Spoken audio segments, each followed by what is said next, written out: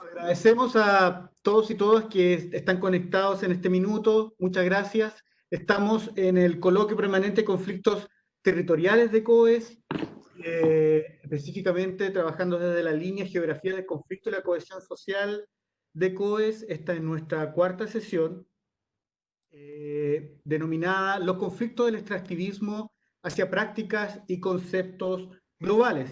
Yo quisiera brevemente hacer una pequeña introducción a lo que es esta idea de extractivismo, este concepto de extractivismo, que ha estado presente últimamente en la academia, pero también en lo que es el activismo social. Si observamos la crítica ambientalista feminista, el concepto de extractivismo tiene una presencia bastante importante. Yo diría que el concepto de extractivismo hoy día viene a consolidar una histórica crítica de lo que han sido las economías exportadoras de recursos naturales con bajo valor agregado, los llamados commodities. Hemos tenido importantes y bastante conocidas trabajos como Eduardo Buinas de Uruguay en relación a la corrupción, o Maristela Svampa en Argentina, y su relación con el neoextractivismo, especialmente con los gobiernos desde el año 2000 y el boom de los commodities. Por otro lado, este tipo de conceptos es sumamente necesario darle una vuelta, cuestionarlos en la medida en que están omnipresentes, ¿no? ¿Qué grado de eficiencia teórica y empírica puede tener el concepto de extractivismo? ¿Es asociable solamente a las luchas de América Latina?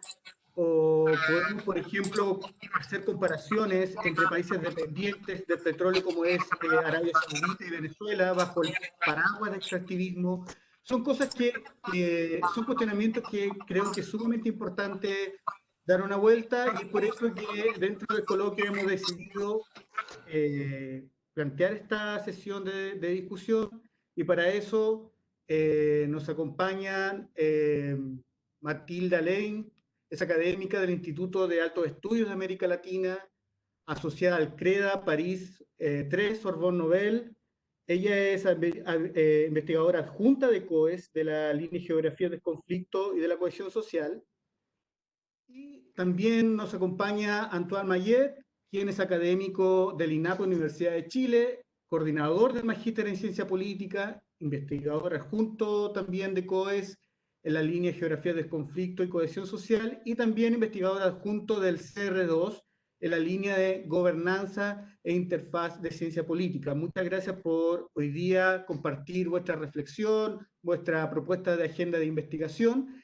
Y antes de comenzar, decirles que vamos a tener 30 minutos, yo les voy a avisar cuando estemos cerca, y a quienes nos escuchan, por favor, vamos a abrir la palabra para preguntas posterior a la charla. Vamos a dar la posibilidad de hacerle en voz alta, o para quienes tengan problemas con el micrófono, también pueden escribir sus preguntas. Así que les pido que pidan la palabra a través del chat. Bueno, damos paso entonces a nuestra charla de hoy.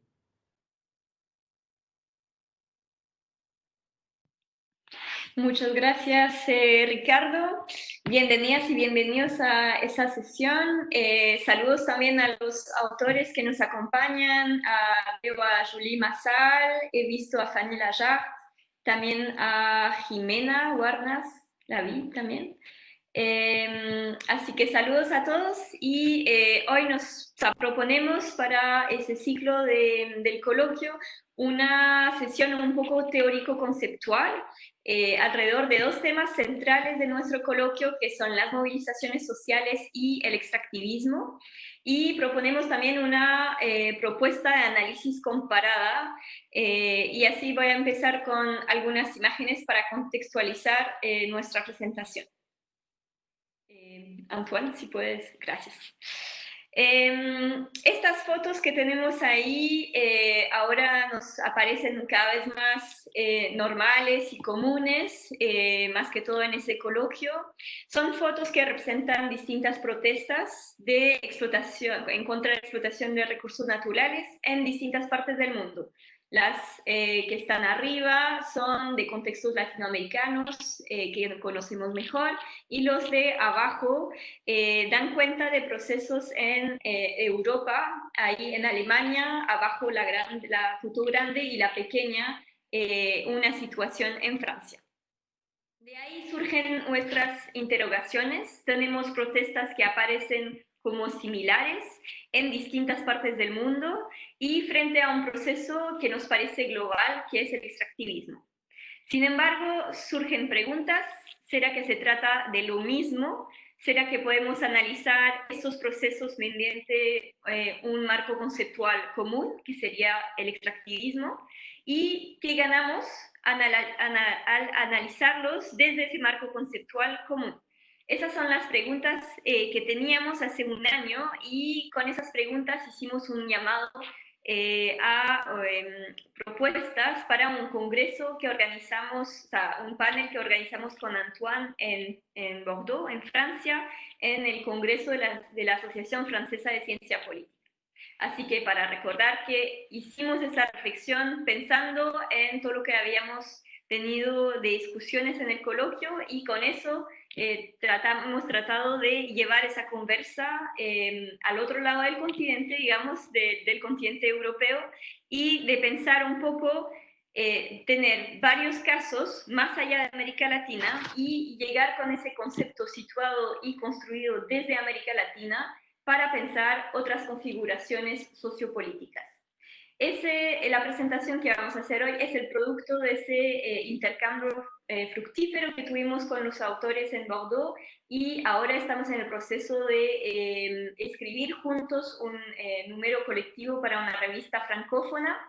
Y con Antoine hemos redactado esa introducción que hace el estudio comparado de estos distintos artículos. Así que dejo la palabra a Antoine, quien va a introducir nuestros objetivos.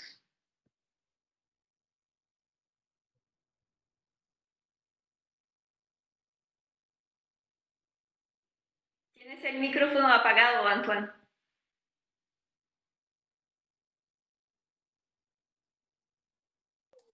Bueno, ahora sí. Gracias Matilde, y gracias a todos por acompañarnos. Matilde, saludo particularmente a los autores que han intercambiado con nosotros, y aprovecho para saludar a todos los demás también, ¿no?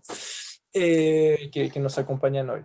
Bueno, un poco Matilde ya planteó las preguntas a partir de estas imágenes, donde queremos destacar lo común que tienen estas situaciones, ¿no? Y nuestra intención de trabajarlas desde el concepto de extractivismo. Es una reflexión con un contenido disciplinario, podríamos decir, ¿no? O sea, estamos formulando preguntas y una reflexión desde la política comparada. Eso tiene dos aspectos principalmente, ¿no? Uno es que sentimos que los trabajos sobre los conflictos ambientales en general en la política comparada todavía hay bastante espacio para crecer, y también el otro aspecto es que hay toda una literatura en otras disciplinas, en la ecología política en general, donde hay mucha geografía, economía, sociología, pero poca ciencia política, y por lo tanto tenemos que aprender también de lo que se ha publicado ahí, ¿no? Y a continuación viene una sección teórica donde justamente vamos a tratar de delinear cuáles son estos ya resultados del estudio de la ecología política que tenemos que incorporar completamente en nuestra investigación. Luego, bueno, desde una perspectiva entonces de política comparada, nos enfrentamos con este problema tradicional que habrán reconocido en la diapositiva quienes han estudiado ciencia política, del estiramiento conceptual, que es una reflexión metodológica respecto a cuánto uno puede aplicar un concepto para otras situaciones que las para las cuales fue creado. O sea, cuánto puede viajar un concepto en el tiempo, en el espacio, y nosotros, como bien se planteaba en la diapositiva anterior, pretendemos realizar, operacionalizar un viaje bastante importante en este sentido. Ahora, el desafío está en lo que aparece abajo en la definición, ¿no? En la definición tradicional de Gulinas, con la idea principalmente de que los recursos naturales que son extraídos pasan a ser exportados. Y eso no siempre es el caso, ¿no? Particularmente con el revival extractivista en Europa que podemos presenciar actualmente, donde la exportación no es el destino natural.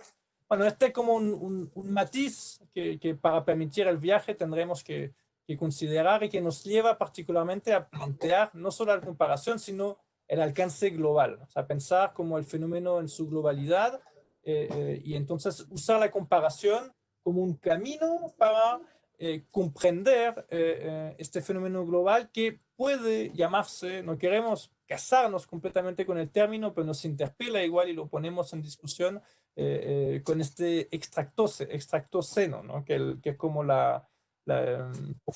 avance, una construcción por sobre el antropoceno que todos deben conocer, ¿no? Y esta idea entonces de que en la extracción hay una cierta era en la cual estaríamos inmersos y cuya dinámica tenemos que terminar de entender, por cierto, y hacia eso entonces nos encaminamos con ahora las diapositivas que les va a presentar Matilde. Entonces, la primera pregunta que nos hicimos es ¿quién ha estudiado el tema del extractivismo y cómo? Así que una parte un poco teórica de nuestra análisis es entender de dónde viene el concepto de extractivismo y cuál es su utilidad para entender estos distintos casos.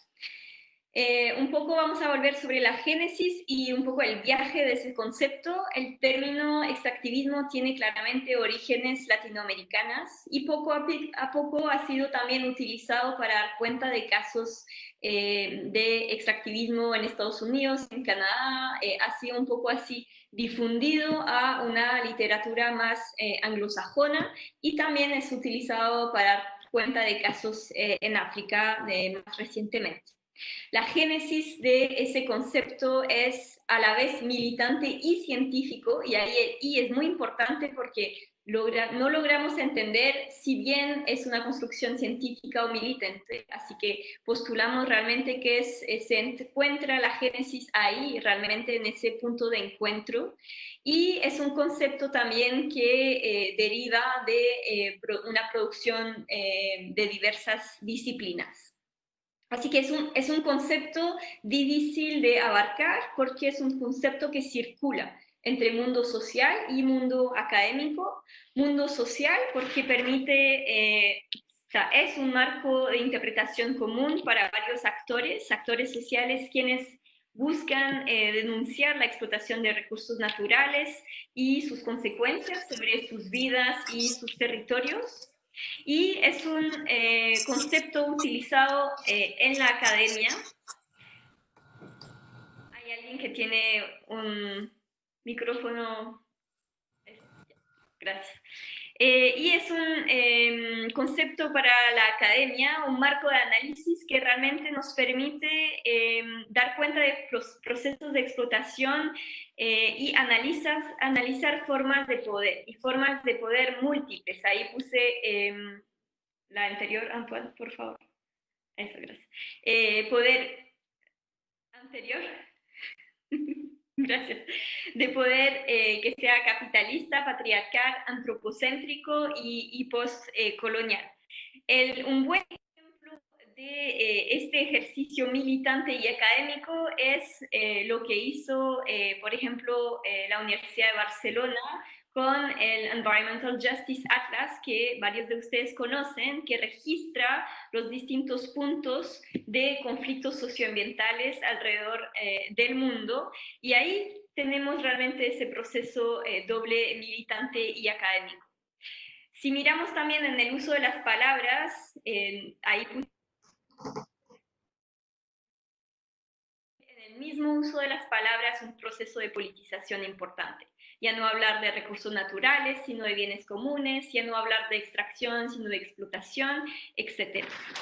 Así que existe esa relación estrecha entre extractivismo y conflicto, Y ahí consideramos, o sea, se considera que el conflicto no es algo malo por sí, sino se considera el conflicto en su definición positiva, como elemento que va a generar unidad y que va a revelar tensiones que existen dentro de la sociedad.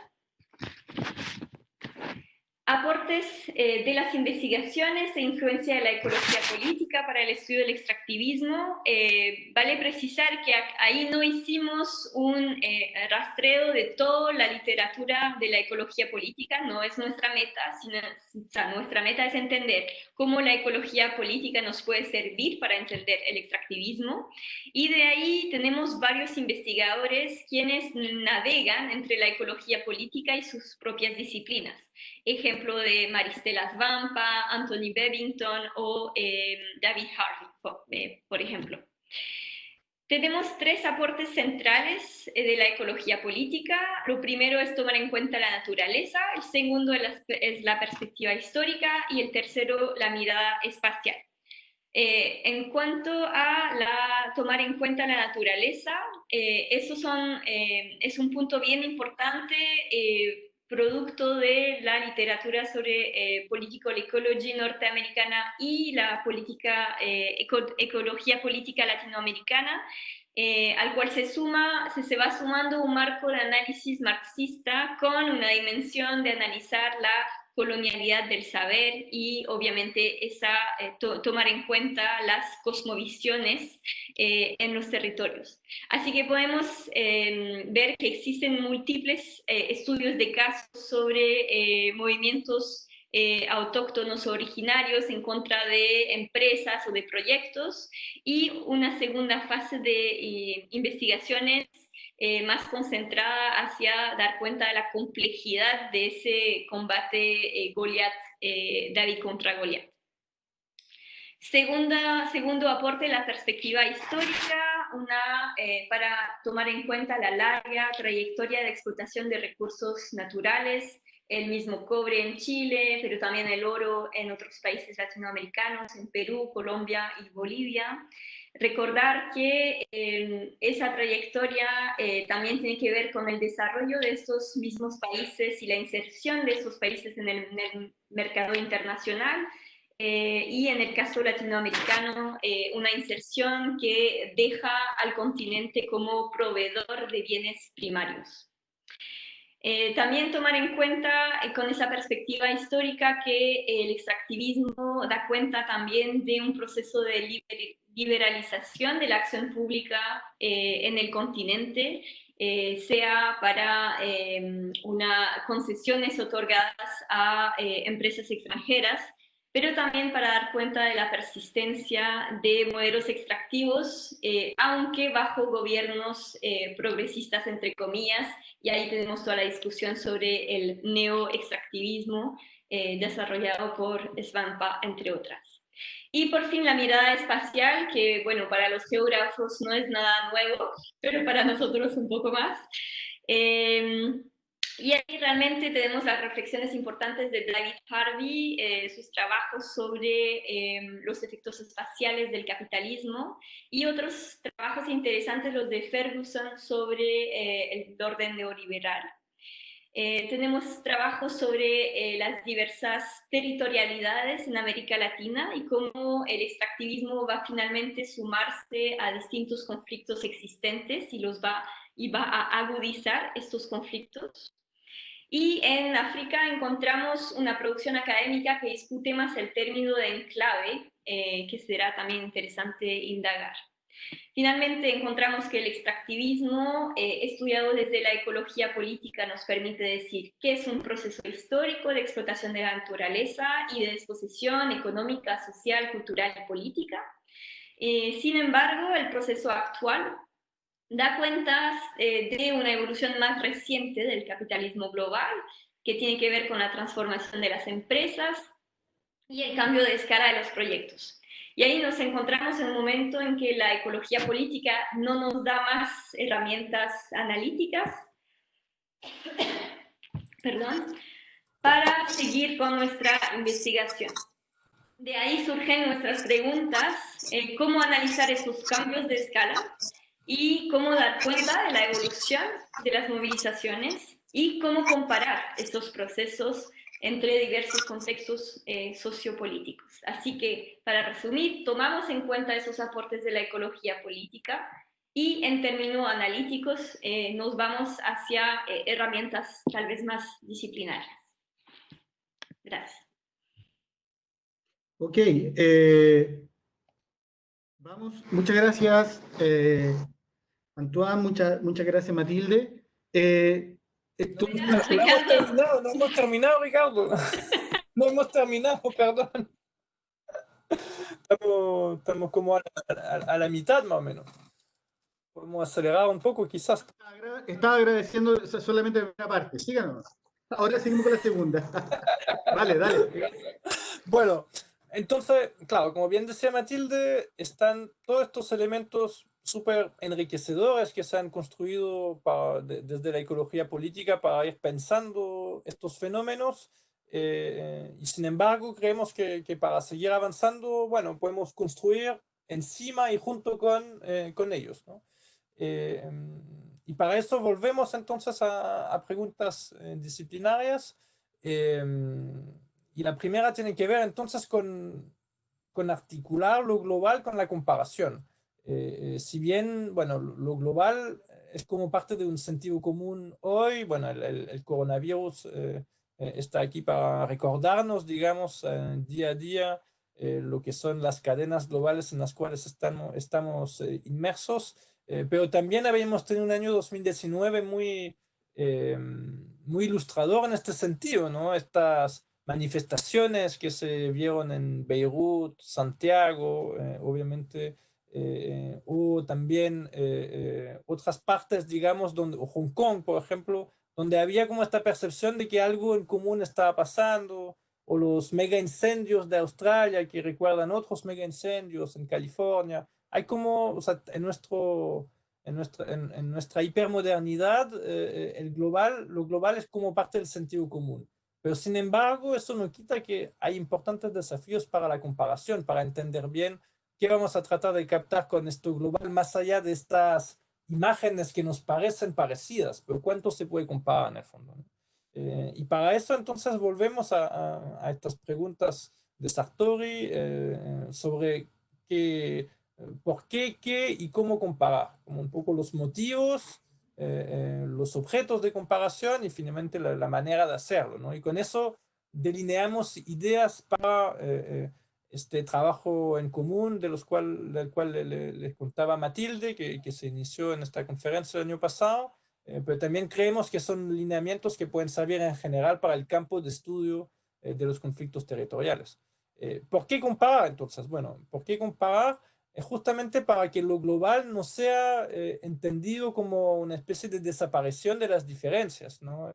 Este ensayista norteamericano Friedman habló del aplanamiento del mundo, de la pérdida entonces de las diferencias, y más bien esa no es nuestra idea, ¿no? Nosotros queremos mantener el grano de los fenómenos situados, de conocer ahí la textura de los fenómenos y las comparaciones tal como las entendemos aquí, es decir, comparaciones basadas en estudios de caso densos, ricos en material empírico, con poca, con DN pequeño, para decirlo en términos también de la metodología, es la idea entonces a partir de la cual pensamos que se puede contribuir mucho a la comprensión del fenómeno global a través de la comparación. Y entendiendo entonces lo global como estos procesos complejos que atraviesan y conectan diversos lugares. Es el porqué, ¿no? Como construir una imagen de lo global desde la comparación. Luego, el qué comparar también nos lleva a enseñanzas clásicas de la metodología, ¿no? La comparabilidad se construye, no está dada por las fotos parecidas que mostramos en un principio, ¿no? Requiere un examen de los fenómenos para construir el marco a partir del cual se pueden comparar. Y creemos que el extractivismo, descontando en parte este carácter necesariamente exportador, bueno, nos permite justamente construir la comparabilidad, ¿no? Entre la actividad extractiva en sí, como se podía observar en este bosque en Alemania, bosque de Ambach, donde hay una mina de carbón, junto con los otros casos que se veían ahí, explotación de shale gas en Francia o un proyecto de mina de hierro en Uruguay, ¿no? Como que ahí hay elementos que se pueden comparar a partir de este concepto de extractivismo que alimenta preguntas que vamos a presentar en la próxima sección. Entonces, es un poco la contribución que hace el concepto en este sentido. Y el cómo, bueno, ya decía algunos elementos al respecto de cómo nosotros lo estamos haciendo al menos, ¿no? Es la idea de una acumulación de estudios de casos, pero no como casos que se vayan yuxtaponiendo, sino que justamente vayan conectándose entre ellos, ¿no? Eso es lo que estamos buscando, conectar estudios de caso entre ellos, apuntando entonces a lo global, siguiendo esta recomendación de Joana Simeón, que invita a no confundir el sitio de observación con el de la interpretación. La observación se hace entonces a nivel de casos, es súper importante conocer densamente los casos, pero eso no quita que luego la interpretación puede tomar cierta distancia y mirar desde más lejos y intentar producir una imagen justamente global del fenómeno para no quedarse también en particulares locales o no atarnos las manos con una definición de extractivismo que nos impediría trabajar sobre esta globalidad y estos aspectos en común. Y a continuación entonces vamos a detallar cuatro contribuciones y agendas que nacen de este análisis conjunto. Entonces, del análisis en conjunto de estos artículos y de las numerosas conversaciones que hemos tenido, hemos podido sacar 4 contribuciones. Esas contribuciones son, o sea, entradas, resultados del estudio y a la vez cada una de ellas es también un pequeño agenda de investigación que podemos tener en cuenta para nuestro coloquio. Voy a empezar con las 2 primeras y Antoine terminará con las 2 últimas. La primera discusión que surge cuando hacemos esa comparación entre distintos casos es la aplicación de un concepto nacido en América Latina, para dar cuenta de procesos que se desarrollan en otros contextos, especialmente en el norte y en Europa. Y ahí fue muy interesante la discusión entre casos del sur, entre comillas, y casos del norte, porque los autores de los 2 casos del norte, que son Alemania y Francia, nos decían que era difícil para ellos utilizar ese concepto por 2 razones. Primero, porque los actores mismos no hablan de extractivismo, mientras que en otros casos los actores mismos utilizan esa terminología de extractivismo. Y recordamos que ese concepto es militante y académico. Y segundo punto, existe un proceso de explotación de minerales y de recursos naturales en general en otras partes del mundo y en Europa en particular. Sin embargo, no existe un proceso de exportación de esos recursos naturales, que sería como la base de la definición que nos da Gudinas. Así que esa es un poco la discusión. ¿Qué tanto podemos aplicar en nuestro concepto de extractivismo hacia otras realidades? La autora del caso de Alemán, Fanny Lajarre, que nos acompaña hoy, dice, sin embargo, que ella habla de movimientos anti-extractivistas porque la movilización en Alemania se da en un contexto de crítica hacia una economía basada en el carbón y que es necesario salir de la extracción, o sea, anti-extractivo como salir de la extracción para realizar una transición ecológica y energética.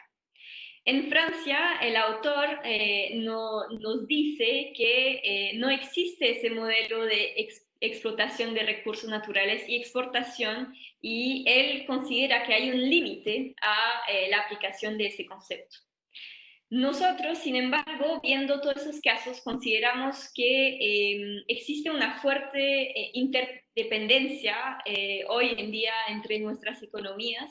Así que, por ejemplo, si muchos países europeos no exportan sus recursos naturales, ellos participan de esa economía importando recursos naturales y además participando muchas veces, invirtiendo en empresas que sí hacen parte de ese proceso extractivista.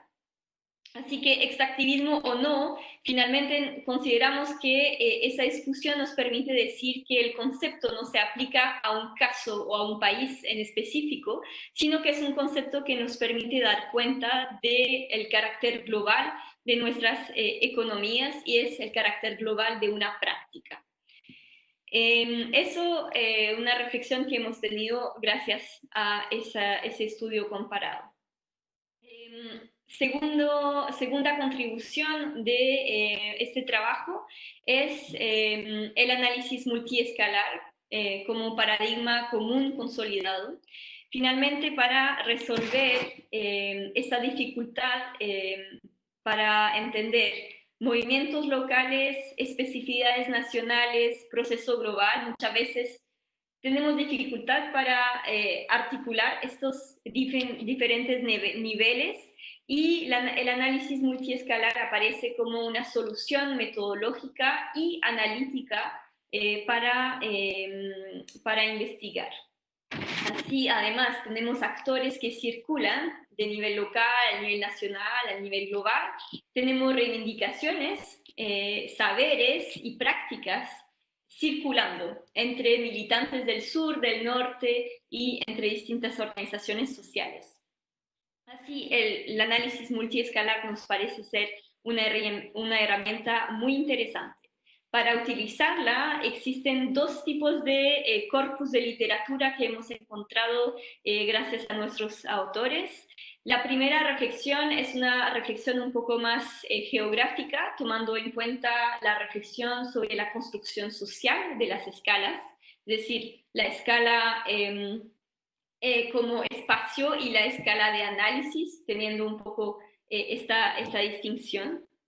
Y el segundo corpus de literatura tiene que ver con el análisis de los movimientos transnacionales, todo lo que tiene que ver sobre cómo actores cambian de escala en sus reivindicaciones, cómo se internacionalizan, pero también al mismo tiempo cómo van localizando retos que tienen que ver con marcos de interpretación a nivel internacional.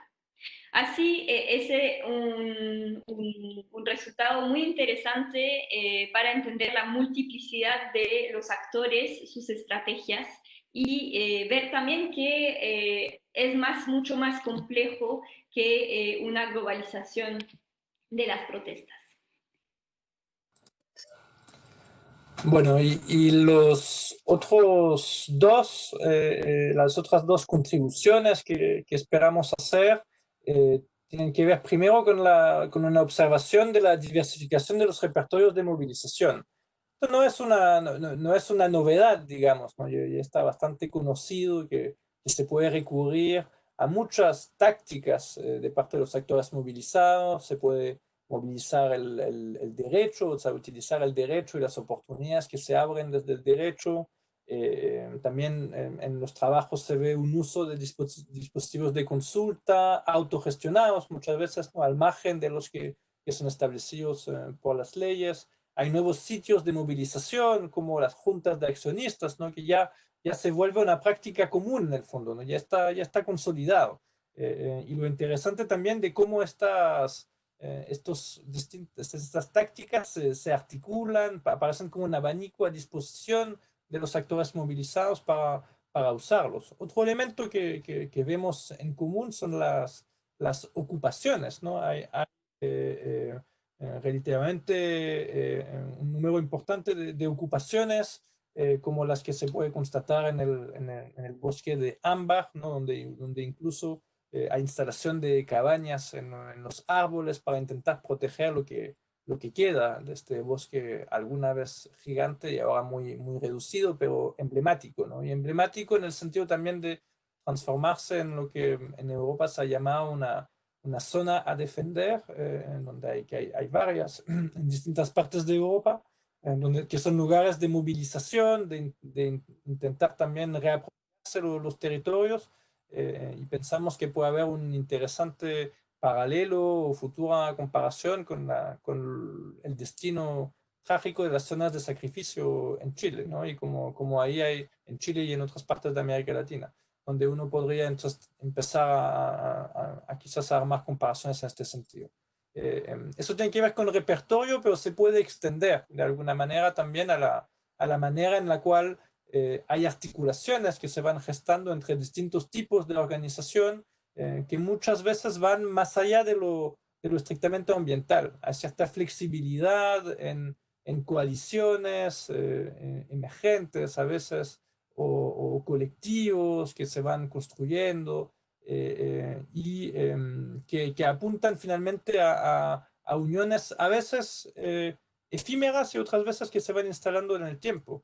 Y lo que uno puede ver también a través de este proceso es una modificación desde un conflicto en torno a lo ambiental hacia también una ambientalización de la conflictividad, ¿no? Y creemos que eso se puede ver a partir de estos repertorios, de esta nueva articulación, con la idea finalmente de que en algún momento se estaba llevando luchas, movilizaciones en contra de proyectos específicos, pero cada vez más se ha ido consolidando un cuestionamiento al paradigma, justamente a este extractoceno. Eso entonces podemos empezar a pensar como una desectorialización de la protesta ambiental, una especie de transversalización que es interesante observar desde los repertorios y más en general lo que es la propia actividad de los actores movilizados. Y finalmente, el último punto tiene que ver con el lugar de las empresas en estos procesos de movilización. Bueno, la movilización inicia en general una interacción, ¿no? Una dinámica contenciosa, sea con empresas, sea con el Estado, sea con alguna forma de articulación que puedan tener empresas y Estado también, que puede variar según los contextos, pero es importante mirar también para comprender la lógica de la movilización cuáles han sido las transformaciones de las estrategias de las empresas. Creemos que en eso realmente queda mucho por hacer, hay algunos trabajos que se están haciendo en este sentido, trabajos recientes, pero finalmente es un poco una frontera de conocimiento en la cual realmente invitamos a que haya más trabajo, ¿no? Y ahí también funciona mucho el tema multiescalar. Lo multiescalar también es fundamental con estrategias a nivel local, de toda la responsabilidad empresarial y sus avatares en cuanto a gestión comunitaria y otros nombres que se han podido inventar para trabajar a nivel local, a veces hasta reemplazar de alguna manera a la autoridad política local o actuar sí, en sustitución, pero también a nivel más agregado, ¿no? A nivel nacional, a nivel internacional. A nivel nacional uno puede pensar en esta iniciativa Valor Minero, por ejemplo, que intentaba construir un marco más amigable para la actividad minera en Chile. Y creemos que en eso todavía hay realmente mucho trabajo por hacer y que permite también alimentar una reflexión sobre lo que ocurre desde el lado empresarial, pero también como una reflexión que alimenta el trabajo sobre la movilización, porque como bien decía, es una dinámica, es una interacción. Solo para mostrar ahí algún trabajo reciente que estamos haciendo sobre temas de agua con dos colegas, y trabajando directamente entonces con este tema multinivel, ¿no? Entonces serían como, en el caso del agua, es un trabajo sobre política de agua centrado inicialmente en Petorca, pero que nos llevó a plantearlo como multinivel justamente, ¿no? Porque uno veía que habían movilizaciones del poder empresarial, me refiero, a nivel local, nacional e internacional, y distintos tipos de poder empresarial también, ¿no? Eso daría para otra presentación, pero quería como dejar la idea de que realmente hay mucho que hacer en eso y relacionarlo directamente con el extractivismo. Aquí nuestro foco en esto que estoy señalando tiene más que ver con con agua, que se relaciona con extractivismo, pero que es más específico en este sentido.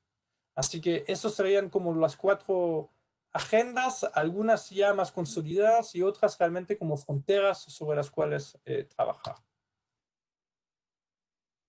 Y para concluir, muchas gracias por su escucha y esperamos sus preguntas o comentarios. Ese es un trabajo en curso, vamos a seguir intercambiando alrededor de ese trabajo. Solamente recordarles que nuestra meta era realmente interrogarnos sobre 2 conceptos, movilizaciones sociales y extractivismo, que son elementos centrales de nuestras discusiones en el coloquio que lleva 3 años. Y queremos ver cuál es el conocimiento que hemos acumulado desde la experiencia y el punto de vista chileno y cuáles son las nuevas preguntas que se plantean cuando tratamos de también exportar esa discusión a otros lugares. Se me olvidó o se nos olvidó precisar, hemos tenido casos de distintos países, entre los cuales casos de Colombia, Perú, Uruguay, Marruecos, Camerún, Alemania y Francia, para que puedan ver que han sido 3 continentes. Así que muchas gracias por su atención y esperamos sus comentarios y preguntas. Excelente, ahora sí. Gracias. Muchas gracias, Matilde, muchas gracias, Antoine. Hasta ahora tengo 4 personas para preguntas. Vamos a proceder a las primeras 3. Primero tengo a David, no sé si le gustaría hacerlo oralmente. Les voy a pedir que sean muy breves, por favor, para que todos podamos preguntar. David. Sí, gracias. Gracias a los panelistas, un gusto conocerlos en persona.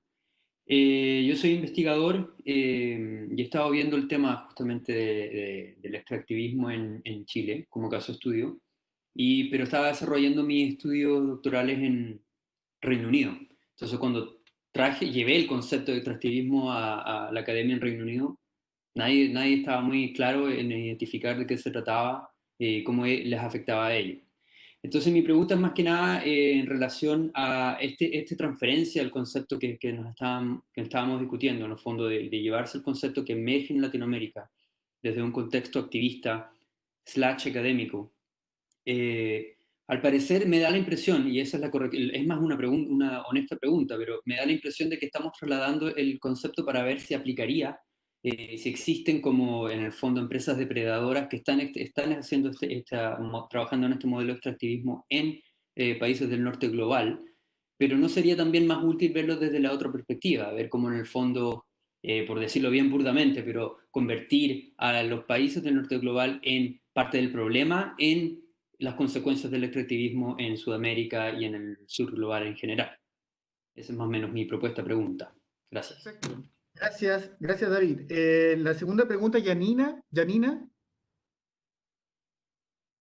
¿estás? Sí, hola, ¿se escucha? Hola.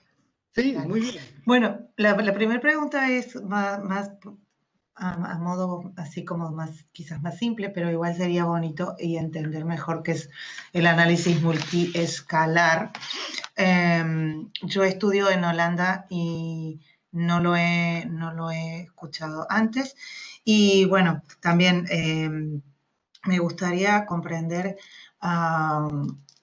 digamos, si ustedes eligieron el concepto de extractivismo porque es un concepto generalizado en la academia latinoamericana o porque es el concepto con el cual la mayoría de los estudiosos de América Latina abordan esta idea que introduce Gudinas, y por otro lado, si en Europa encontraron otros conceptos que resuenen con el mismo significado.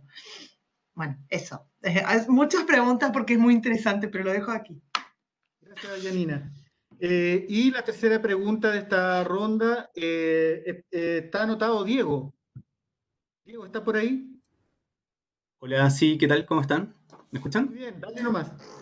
Oye, muchas gracias por la presentación a ambos panelistas, súper interesante. Y en realidad yo quería preguntar si es que bueno, primero, si es que habían considerado la opción de explorar dentro de su marco teórico la teoría del curso de los recursos, porque hay bastante discusión que habla que en el fondo la actividad de extracción de recursos naturales genera cierto, o tiene una tendencia a generar ciertos conflictos sociales, desde guerras civiles, o no sé, distintos tipos de movilizaciones de actores sociales, por lo que podría ser otra entrada fructífera a la discusión. Y bueno, lo otro es que han pensado en relacionar toda esta discusión con, no sé, alguna forma de una nueva teoría de la dependencia probablemente. Porque, bueno, usted ya incluso comentaron estas movilizaciones que ocurrieron en Alemania por el uso del carbón. Se quiere pasar a una matriz más sustentable, si se quiere, pero en el fondo igual terminan comprando muchísimo carbón que se extrae en Colombia para suplir su déficit energético. Entonces, bueno, allá finalmente en Colombia generan un impacto súper fuerte, no solamente en el espacio, sino también en las comunidades que habitan los lugares de extracción. Y bueno, si es que, por último, en este análisis multiescalar, si es que también habían explorado o pretenden explorar diferencias dentro de los mismos países, ¿cierto? Un análisis subregional, donde probablemente van a haber variaciones entre, no sé, por ejemplo, el tipo de recurso o el tipo de propiedad de las empresas. Por ejemplo, yo estuve mirando algunos datos del COES, del análisis de base de conflicto, respecto específicamente en cuanto a minería, y vi un montón de diferencias solamente en la minería del cobre en cuanto a su movilización. Eso. Muchas gracias. Gracias Diego. Matilde, Antoine, bueno, desde ya les digo que hay 4 personas más que quieren preguntar y ojalá podamos darle la oportunidad a ellos, que si pueden ser breves, perfecto. Sí, nosotros tenemos toda la disposición de conversar, así que muy bien, muchas gracias por estas preguntas, súper interesantes todas. Voy a contestar algunas y Matilde va a responder después a otras. Bueno, la pregunta de David sobre finalmente lo que aporta mirar el extractivismo también desde el norte. O sea, yo creo que es buena parte de lo que queremos hacer en el fondo, ¿no? Como de no dejar el concepto solo para el análisis de situaciones que estarían solo entonces en países del sur o más en general en países exportadores, sino que realmente la extracción es a esta altura un problema global. Y también, bueno, no soy para nada especialista en este país, pero me ha interesado bastante la discusión en Australia posterior a los grandes incendios, ¿no? Que entiendo que justamente esta globalidad del fenómeno extractivista ha sido muy considerada, porque Australia, gran exportador de carbón, finalmente relaciona los incendios con el cambio climático que de alguna manera estarían provocando con su exportación. No tanto con su consumo propio, no son grandes emisores porque una población pequeña, ¿no? Y muy densa respecto al continente que habitan, pero ahí se ejemplifica bien esta idea de lo global y de alguna manera lo que nosotros queremos contribuir a hacer, porque no es que lo hayamos inventado, pero es realmente a pensar la globalidad del extractivismo. Creemos que ahí hay una entrada que vale la pena recuperar. De hecho, se relaciona bastante, puede ser una relación con las preguntas de Diego, ¿no? O sea, Diego preguntaba si había que replantear una nueva teoría de dependencia, por ejemplo, ¿no? Bueno, yo creo que es parte de los antecedentes, ¿no? Cuando hablamos de estas interacciones, del carácter global, creo que la teoría de la dependencia está ahí como un antecedente. No tendría como la pretensión de rearmarlo, porque es mucho trabajo, ¿no? Y ha requerido mentes brillantes para construirse, y también porque nosotros nos planteamos en este trabajo desde un objeto todavía un poco más acotado, que es la movilización, ¿no? Y la dinámica de movilización, ese es como el foco que estamos abordando. pero seguro también hay preguntas de economía política que van en esta línea. Y sobre la maldición de los recursos naturales, que era parte de la misma pregunta de Diego, o sea, respondería lo mismo. O sea, yo creo que ahí también hay que mirarlo desde lo global, como un problema global de lo que plantea basar una civilización y modo de vida en la extracción y las consecuencias que ha tenido, ¿no? Y que ahora estamos viviendo muy directamente, muy concretamente. Y me parece que finalmente la discusión quizás de la maldición de los recursos humanos se beneficiaría con un mismo replanteamiento global, que vaya un poco más allá de la problemática nacional o subnacional. También tiene, bueno, tuvimos en el primer coloquio de este año donde presentó Felipe una reflexión sobre cómo una reflexión parecida podría verse, digamos, a nivel subnacional, aunque si bien me acuerdo, Felipe también mencionó que Felipe Arzábal aquí presente, que la teoría de la maldición de los recursos naturales ya está siendo bastante cuestionada como una teoría capaz de dar cuenta de regularidades, ¿no? O sea, como que siento que la agenda ha avanzado ya un poquito más allá de esta teoría. Matilde, te dejo lo que quedó, que es bastante. Gracias. Gracias por sus preguntas. Solo añadiría al tema de la maledicción de recursos. Es una teoría interesante, pero nos impide pensar el rol de los estados y de lo político, porque finalmente si es una maledicción general, nos impide pensar realmente cómo se han facilitado ese tipo de inversiones, ¿no? Entonces es una de las múltiples críticas a esa teoría. Para responder un poco sobre el análisis multiescalar, una pregunta de Yanina. Ahí me refiero en particular a todos los trabajos, en particular los de Laporta y de Sidney Tarno sobre los estudios de Transnational Social Movement Organization, que es toda una corriente del estudio de los movimientos sociales para entender los procesos de internacionalización y del militantismo transnacional. O sea, cómo actores que viven en distintas partes del mundo se conectan, ponen en común un discurso, pero también prácticas. Un ejemplo muy interesante es el desarrollado por el autor francés del caso Francia, que nos cuenta que los militantes de Francia supieron del fracking y de las consecuencias del fracking gracias a un intercambio con militantes canadienses, por ejemplo. Y que ahí supieron que todas las consecuencias. Eso por ejemplo, es muy interesante. Es un análisis que permite entender no solamente cómo cambian de niveles, sino también como el enredo que existe entre lo que pasa a nivel local y dinámicas más globales.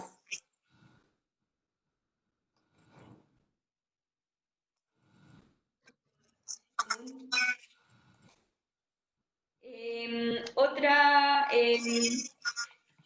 pregunta. Hay un micrófono abierto.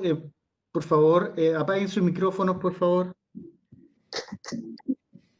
Quedaba también una pregunta sobre las diferencias interregionales.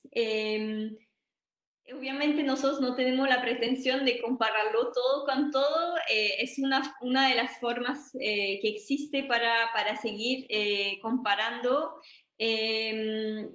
Pero nosotros nos basamos sobre los casos de estudio que nos ofrecieron los autores, así que de ahí surge nuestro interés comparativo. Obviamente se podrían hacer distintos procesos de comparación.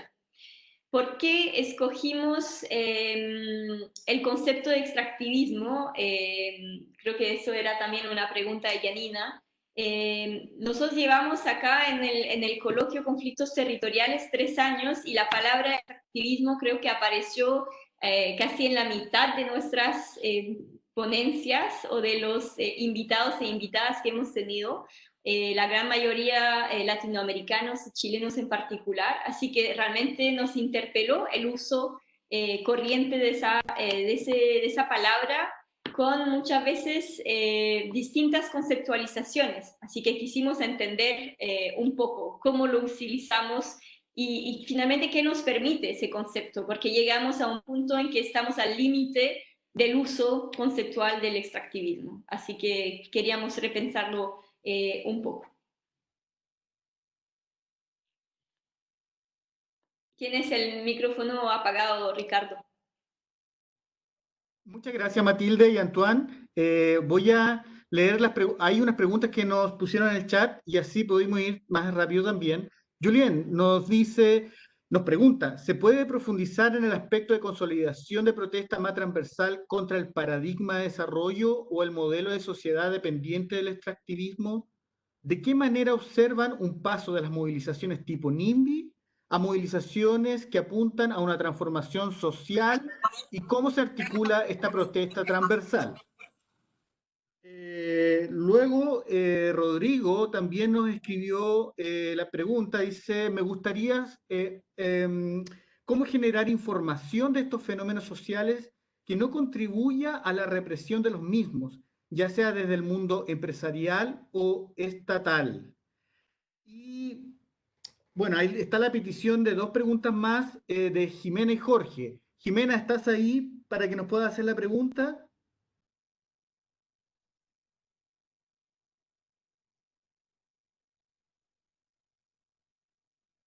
Jimena. Okay, ¿está Jorge?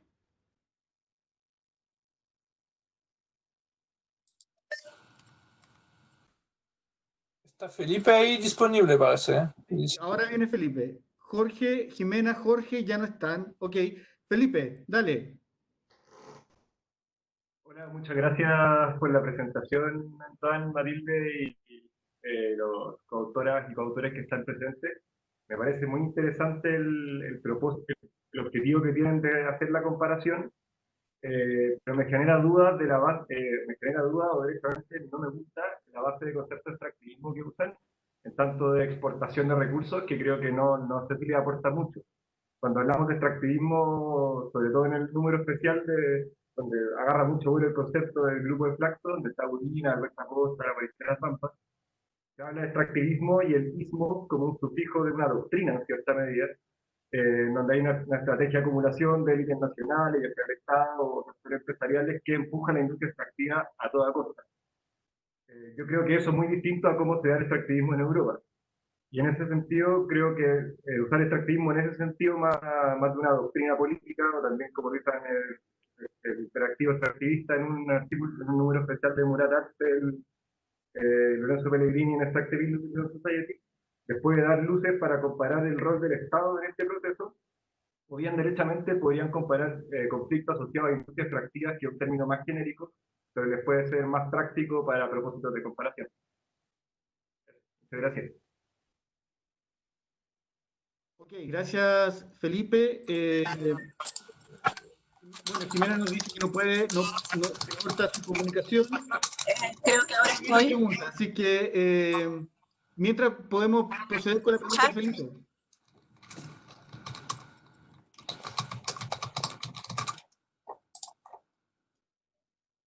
¿Antoine? ¿Me escuchan? Pensé que Jimena iba a preguntar. Sí, ahora sí. Jimena, ¿Me escuchan? Sí. Sí. Hola, disculpen, parece que tengo mala conexión. Si me escuchan, yo quería también hacer una pregunta un comentario respecto a la definición de extractivismo. Yo coincido con la última persona que habló. Y también recuerdo que el mismo Budinas cuestionaba esta posibilidad de salir del extractivismo como la definición de actividad limitada a espacios geográficos y sus alcances, es decir, la exportación. Y yo creo que tenemos que avanzar en una suerte de explicación que sea más, que permita comparar y que permita además al mismo tiempo caracterizar el carácter global de economías transnacionales y sus roles. Yo me sitúo en Canadá, yo estudié comparadamente un conflicto en Canadá, pueblo indígena Canadá, pueblo indígena en Chile, y me pareció muy interesante además ver cómo se daba este tipo de dinámicas entre empresas canadienses en América Latina y en Canadá, donde también existen lógicas extractivistas y actividades extractivistas en cuanto tal. Eso por una parte. Y de otra parte, un comentario respecto a los tipos de movilización. Me parece súper interesante lo que han indagado respecto a esta interacción entre academia y movimiento social y academia. En Canadá yo pude observar que la difusión de la idea extractivismo ocurrió por este doble rol que ocupan los académicas militantes, que de hecho, una vez bastante naciente el concepto, generaron instancias de intercambio entre movimientos sociales y academia.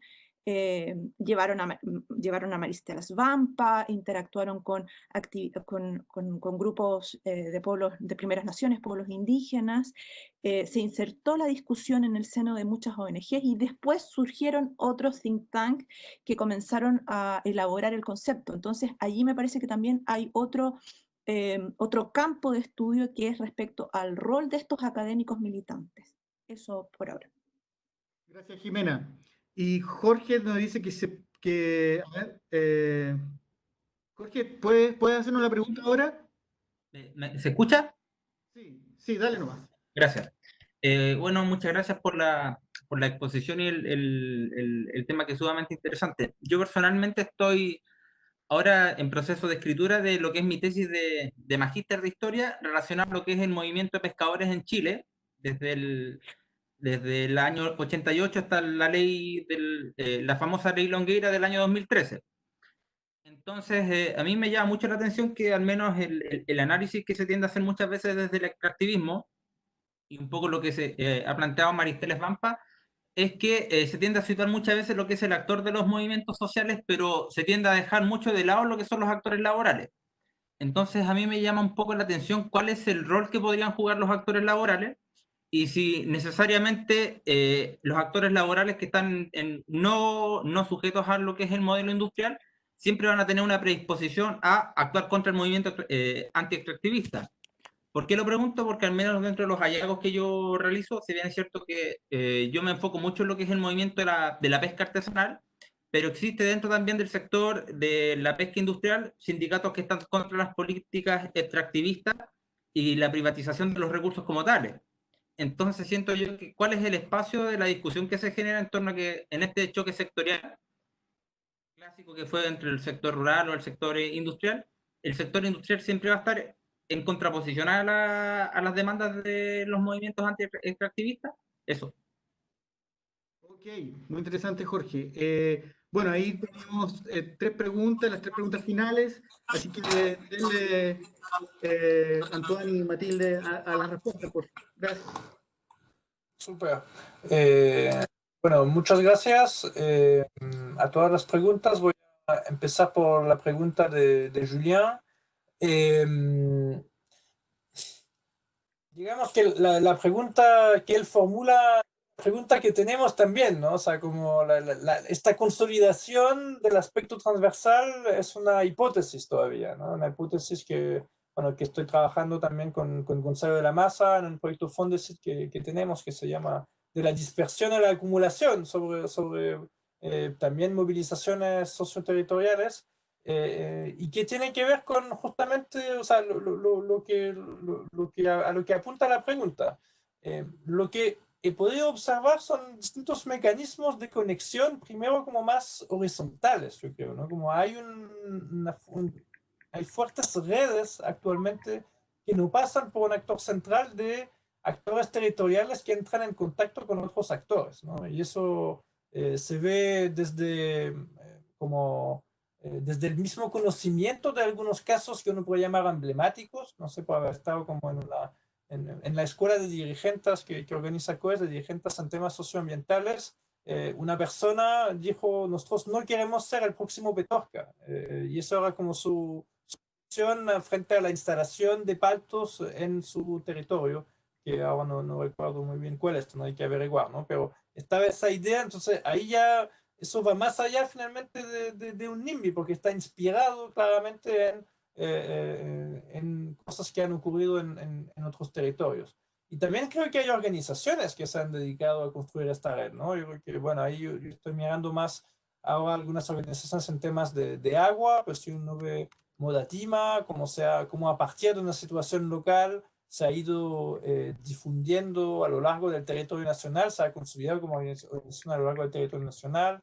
El movimiento Agua y Territorio hace un trabajo también en esta línea con una forma organizacional distinta, más desconcentrada, más horizontal, digamos, menos con un nodo central como lo puede tener Modatima. Pero yo creo que en estas instancias, en estos procesos, se está dando el cuestionamiento más general y creo que este proceso el que se está discutiendo, o sea, el que está ocurriendo ahora y tenemos que ver un poco hacia dónde nos lleva, ¿no? O sea, es un fenómeno emergente.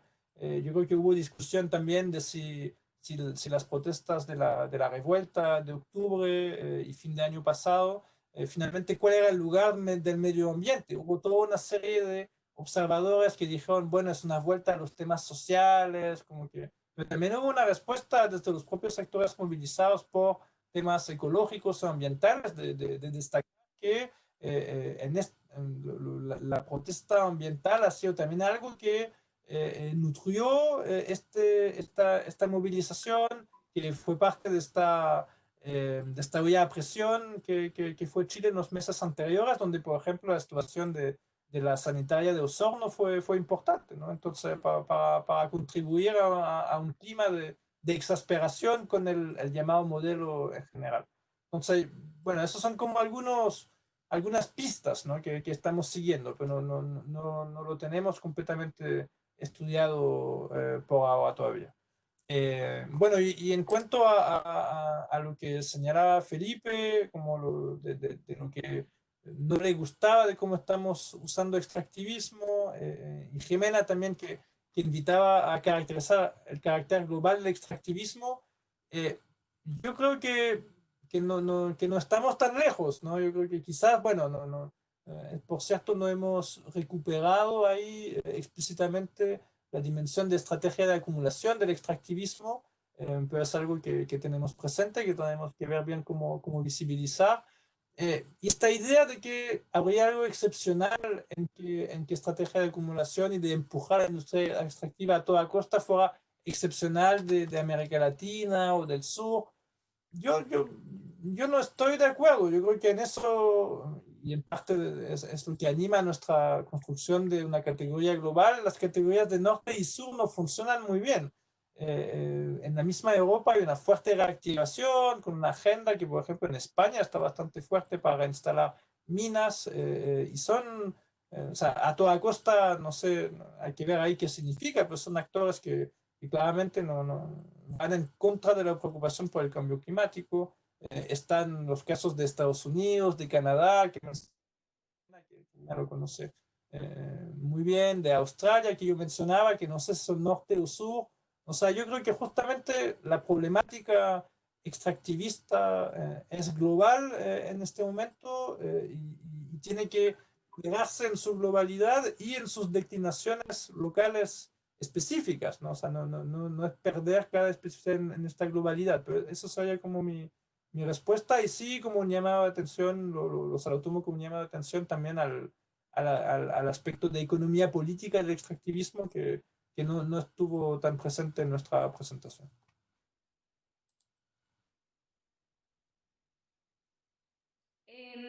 Voy a responder a las otras preguntas que quedan. Solo una precisión para concordar con lo que dijo Antoine.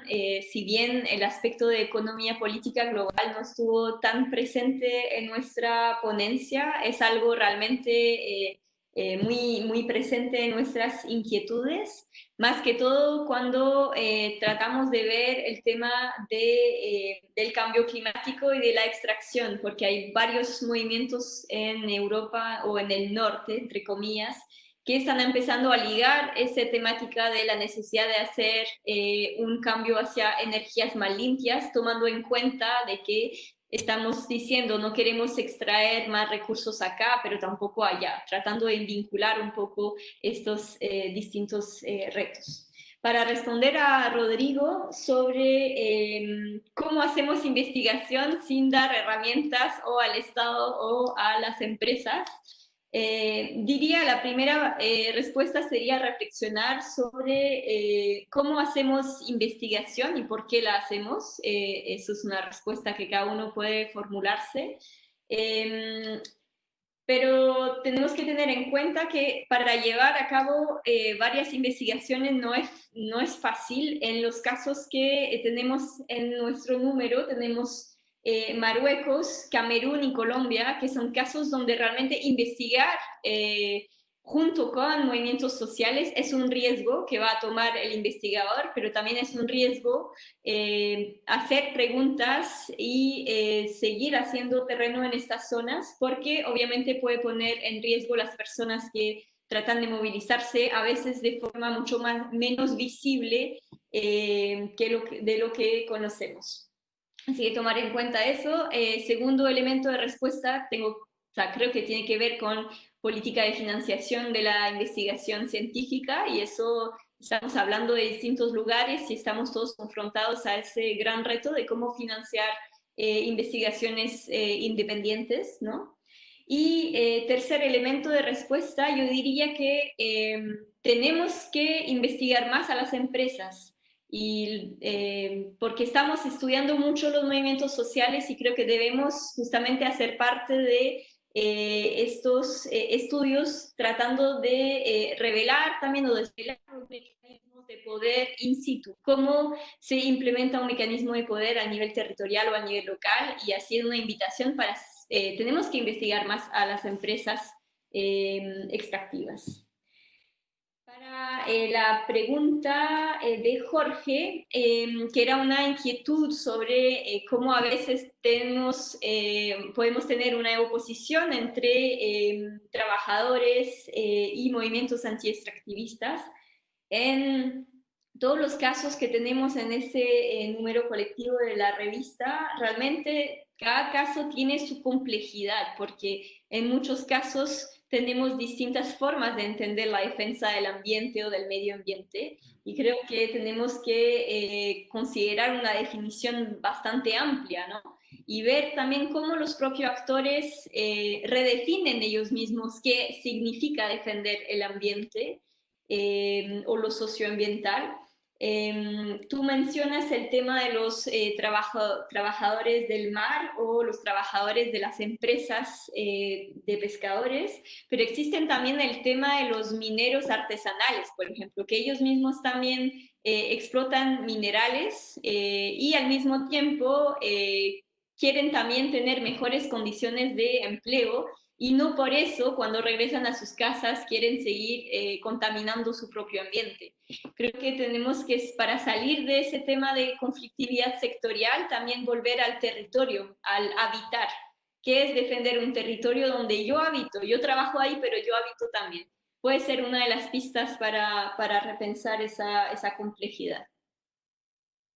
Ok, muchas gracias, Matilde, gracias a Juan, y sobre todo gracias a quienes nos escucharon hoy, estuvieron presentes. Solo decirles que este video, esta conversación, va a estar en la página de COES, por si tienen más dudas y quieren ver la presentación nuevamente, va a estar alojada en la página de COES, y anunciarles que el 7 de julio, en nuestra próxima sesión del coloquio, va a estar el profesor Fernando Campos, de la Facultad de Ciencias Sociales de la Universidad de Chile, con la charla Nuevo Territorio de Interés Económico, la tensión entre plantas de producción hidroeléctrica de pequeña escala y comunidades locales.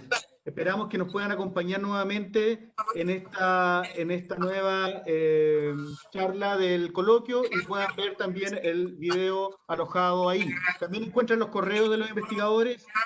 Si ustedes tienen más dudas o comentarios, pueden escribirle por alguno de estos motivos. Así que muchas gracias a todos y a todas. Gracias, chao. Gracias. Nos vemos pronto. Chao.